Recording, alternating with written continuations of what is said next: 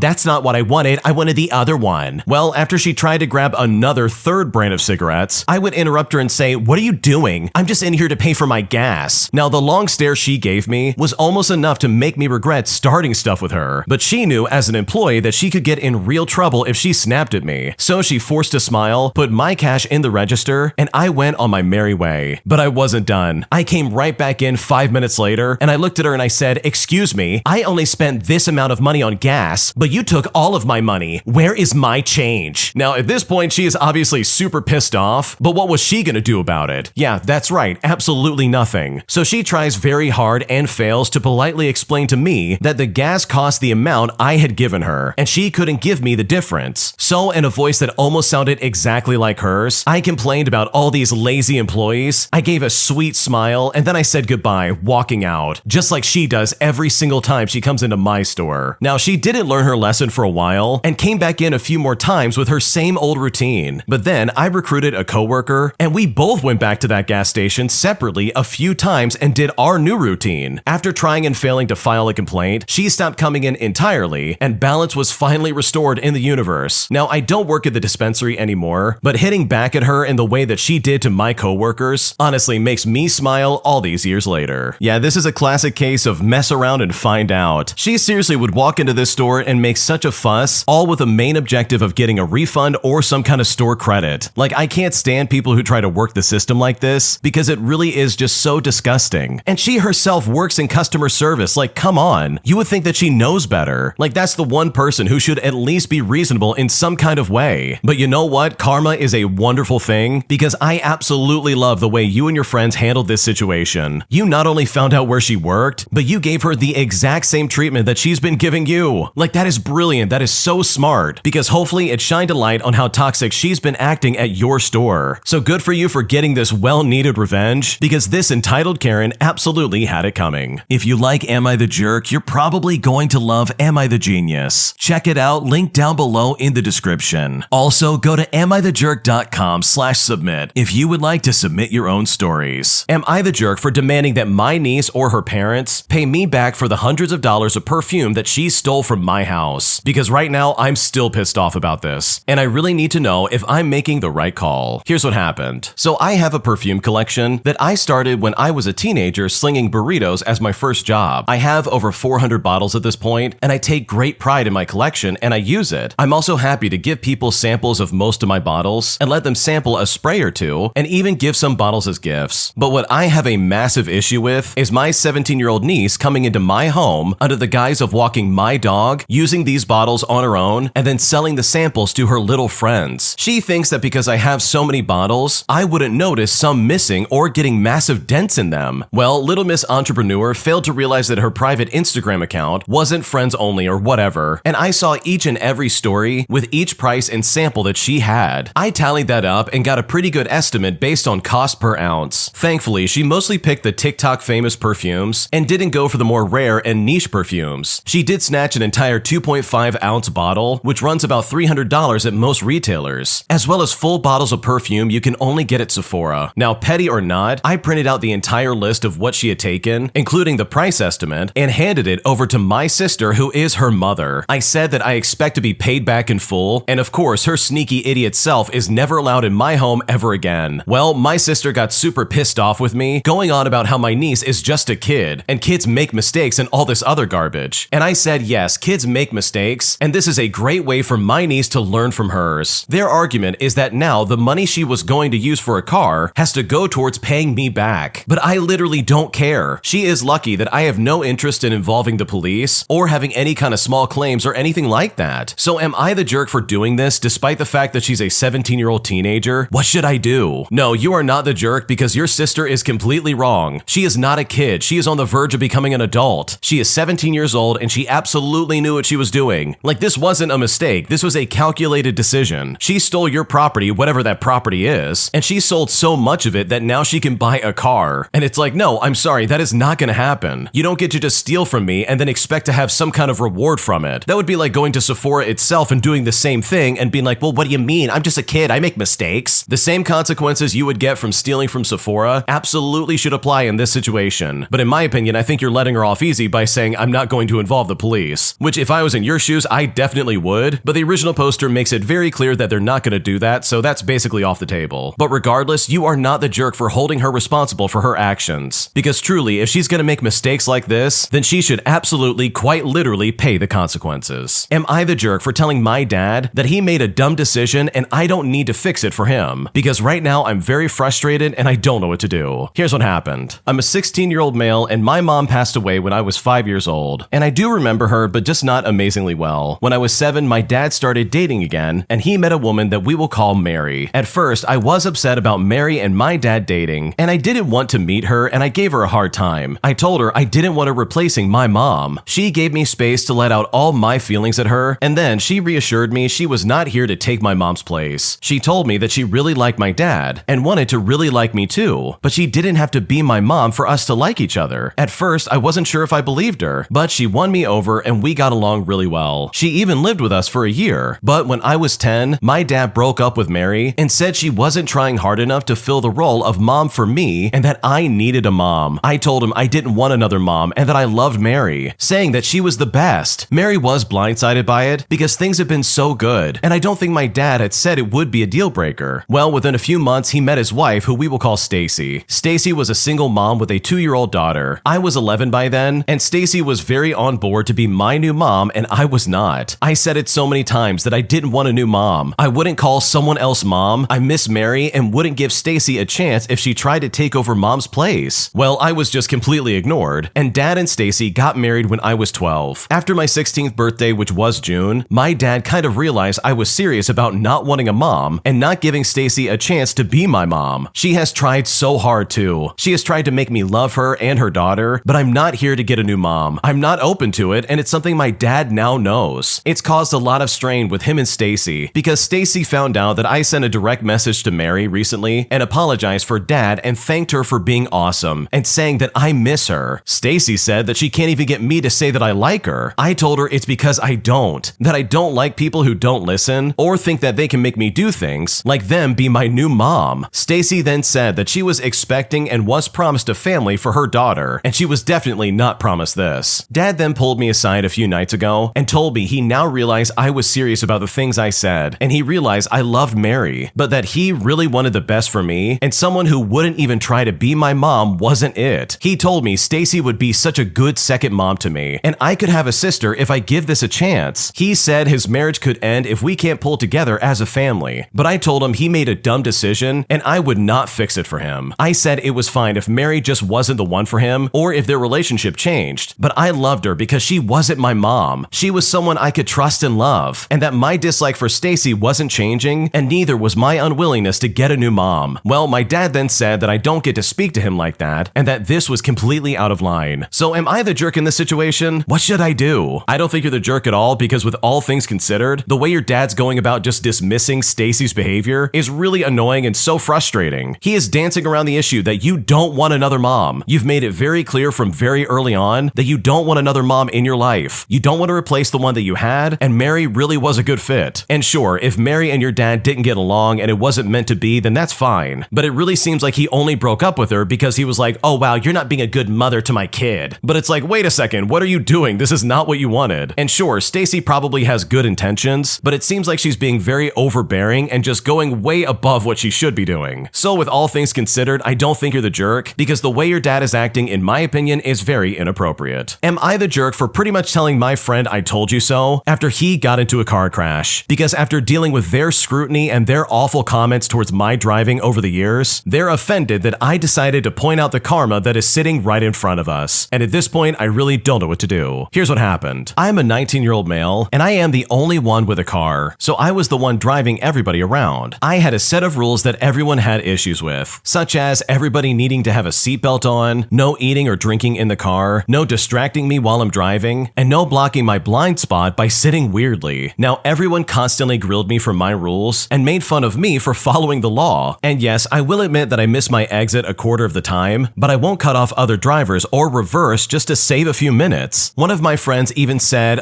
if I had a car, I wouldn't drive like a grandma like you. You suck at driving. Well, suffice to say, I was relieved when one of my friends finally got a car and could be the group driver. At first, everyone roasted me in group chats and in real life, raving about how much more fun it was now that I wasn't driving. 5 months after getting his license and car, my friend told everyone in the group chat that he had been in a car crash and his car was totaled. He shared the dashcam footage and genuinely thought that he wasn't at fault, calling the other driver a dumb typical female driver. The footage showed him going 75 kilometers an hour in a 50 kilometer an hour zone on a blind curve. The other driver was turning right and he hit her at full speed. Instead of braking, this guy just started honking his horn, and for some reason, neither he nor the other driver got a ticket. Well, I told him in the group chat that he was probably at fault, considering he was going about 50% over the speed limit on a blind curve and just 100 meters from a school zone that required you to go 40 kilometers an hour. Even if he had the right-of-way, insurance would deem him at fault due to his speed and slow reaction time. I then told him to not send the footage to his insurance company. Well, of course, everyone in the chat called me a jerk, and one of them said, bro, I live near that neighborhood, and my brother goes like 80 on that street. Everybody does. That lady was an idiot. Well, since the cop didn't give him a ticket, and the group chat supported him, he ended up sending the footage to his insurance company. He was so confident that he started asking for suggestions on what new car to get once he received a fat paycheck. Everyone got hyped up and started browsing AutoTrader. Well, a week later, he got the verdict from his provider, and he was deemed 100% at fault. He also had the cheapest insurance plan, so his insurance company paid nothing to him and only covered the other driver. Even if they had paid him something, he wouldn't be able to afford insurance with his record as a young male. In the group chat, I responded by saying, now you know why I drive like a grandma, enjoy taking the bus, while also labeling this as a sarcastic comment. Well, after I said that, everyone in the chat reacted by saying, wow, and then a startled face emoji. He replied by saying, rules are meant to be broken. I'm not a stickler like you. Everyone gets in a car crash. So am I the jerk in this situation? What should I do? No, I don't think you're the jerk at all, and it honestly sounds like your friends are pretty toxic to begin with. If someone's gonna ride in your car, they have to follow the rules. That means putting a seatbelt on and sitting still and not getting in the way. Like, that is basic human decency, and there's no reason for them to act that way. But also, the condescending remarks they've said about you is just completely inappropriate. Them calling you a grandma and saying that you suck at driving, but at the end of the day, who's the one that got in the accident, and who's the one who actually has a car that currently works? So personally, I don't think you're the jerk at all for responding and being like, wow, that sucks, because these people have said way worse to you. Why should they get to make fun of your driving and then suddenly get offended when you make fun of theirs? And it's so funny to me that he's like, everybody gets into a car crash, and it's like, sure, that is a point, but if you follow the rules of the road and you're paying attention and you're not an idiot going over the speed limit, then you lower that chance significantly. Yes, it can happen to anybody, but you're more likely for that to happen when you do stupid stuff like this friend. Like, I can't stand people who have this like superiority complex of like, oh, rules are meant to be broken, and I decided to break mine, but that's not why I got in an accident. And it's like, dude, that's exactly why you got in an accident. If you were going the speed limit, then you could have avoided slamming into this lady and destroying your car. And yes, even the insurance company says that this is your fault. So truly, I don't think you're the jerk for firing back at them and giving them a taste of their own medicine. Because honestly, it sounds like your friends are pretty toxic, and this is something they absolutely deserve to hear. Am I the jerk for refusing refusing to take my sister's kids to school after I found out that they've been bullying my son. Here's what happened. Okay, for a bit of background, my sister and her 2 kids recently moved in with us after she went through a rough divorce. For the sake of the story, we'll call my sister Sarah and her 2 kids Jake and Mia. She's been staying with us for about 6 months now, and we've tried to be as accommodating as possible. My wife and I have 1 son. We will call my wife Laura and my son Ethan. And honestly, at first, everything was fine and the kids got along okay. Over the last few months, however, Jake and Mia have been making Ethan's life miserable. They've been teasing him constantly, calling him names, and even going through his things when we're not around. It's been especially bad for Ethan because he's more introverted and quiet. He's come to us multiple times and he's been upset about things they've said or done. And I've tried addressing it with Sarah, but her response has been pretty dismissive, saying, "Oh, it's just normal sibling stuff. They'll grow out of it." The tipping point came last week when Ethan told me that Jake had taken his school project, something that he had spent days working on, and ruined it by drawing all over it. Ethan was in tears. When I confronted Jake, he laughed it off like it was a joke, and Sarah didn't seem to think that it was such a big deal and said that Ethan was being too sensitive. Now, Laura was furious but tried to stay calm. Eventually, I finally had enough, and I told Sarah that if she couldn't keep her kids in check, then I wasn't going to keep doing favors like driving them to school every day. For reference, I've been taking all the kids to school since Sarah moved in because her car broke down and she has not been able to get it fixed. This is also about a 20-minute detour for me, and I was happy to do it at first, but after this, I told her it was too much and she needed to figure it out on her own. Now Sarah is upset, saying I'm punishing her and her kids over something small, and it's not fair for me to leave her stranded. She even went as far as to say that I was being petty and holding a grudge against the kids. She thinks I'm overreacting and should just let it go for the sake of family harmony. My wife is 100% on my side and thinks that Sarah's kids have been out of line for months. But now Sarah's giving me the cold shoulder and telling other family members that I'm being unreasonable. So am I the jerk for refusing to drive them to school anymore? What should I do? Oh man, this really pisses me off because I know exactly what you're going through. This kind of behavior is so obnoxious. I know people who like this who are just completely dismissive of their monster children, who will literally allow them to say and do whatever they want, and those kids never face any consequences. You're always expected to be the bigger person, and everybody else who's offended is just overreacting. So no, you're not the jerk by saying, I'm not going to help you any longer, because this behavior is unacceptable. And the fact that she's now going behind your back and talking to other family members and trying to spread these weird lies about you, like that for me would be the tipping point where I would say, okay, you've got to go. If you want to talk crap about me so badly to other family members, then you can go live with said family members. You are not going to do that to me in my own home for a single second. So no, you're definitely not the jerk. Sarah and her kids need to get a grip because right now they are taking advantage of your kindness. And that is not something that you should deal with in the slightest. An entitled old jerk yells at a gate agent after he missed his flight as it was being taxied away. But as a result, this gate agent got the last laugh, as they made this jerk wait for hours for another flight, thus missing the next one that was available in just a few hours. Here's what happened. Okay, so the closest airport to me is a smaller regional airport in a different time zone. So if you fail to take this into consideration, you can definitely miss your flight. One time, I missed my flight this way, and I'm waiting in line at the gate to get rebooked. And from the looks of it, the entitled old man in front of me has evidently done the same thing. The agent points to a plane taxiing away from the terminal and tells him, "That's your flight, I'm sorry." Before she can explain what his options are, this guy loses his mind. He starts shouting, "Tell them to bring back that plane right now. You do not understand, I have to be on that flight." He doesn't chill out until she says, "Look, one more outburst and I'm calling security." She then books him on the next flight out, which is at 10 o'clock p.m., and right now it's 9:30 in the morning. Well, this guy then grabs his stuff and stomps off in a furious rage. Well, I'm up next and I'm thinking to myself, great, I get to tell her the same story. I say to her, "Hey, I did the same thing as that guy, but it's 100% my fault and I'm not going to get upset. You definitely should not have to put up with that." She takes my information and prints out my new boarding passes, which I assume are for the 10 p.m. flight. Well, instead, she directs me to a shuttle bus, which will take me to the big international airport that is about an hour away, and then hands me boarding passes for a flight to my destination that gets me there just a couple of hours later. Now, she very easily could have done the same thing for Mr. Temper Tantrum that stormed off, but she deliberately and deservedly made him wait for 12 hours instead. And honestly, that guy absolutely had it coming. Yeah, this story's fantastic because that guy absolutely deserved this. For anyone to walk up and treat a gate agent of all people like that, and to scream in their face and be like, "You don't understand, I need to be on that flight, as well as barking orders at her as if she's some kind of servant. Like, that is so inappropriate and so unbelievably rude. No one gets to speak to anybody like that and then expect any semblance of customer service. Like, that's definitely not how this is going to work. So I love the fact that this gate agent knew exactly what they were doing and basically said, oh, okay, you want to be rude? Congratulations, you get to wait all day to go on this flight. Because she very easily could have given him a ticket and said, oh, I'm so sorry, here's another ticket that's going to get you there way sooner. But instead, she decided to be petty, and honestly, in moments like this, being petty is really the best option for anybody involved. So truly, good for the original poster for getting to witness this in action, because this is a fantastic lesson that if you just show a shred of human decency, then sometimes things can truly work out. When you subscribe, make sure to hit the bell to turn on notifications. To finish listening to all the stories, check out the playlist at the top of the description. And if you like Am I the Jerk, make sure to subscribe to Am I the Genius. Everything will be linked down below in the description.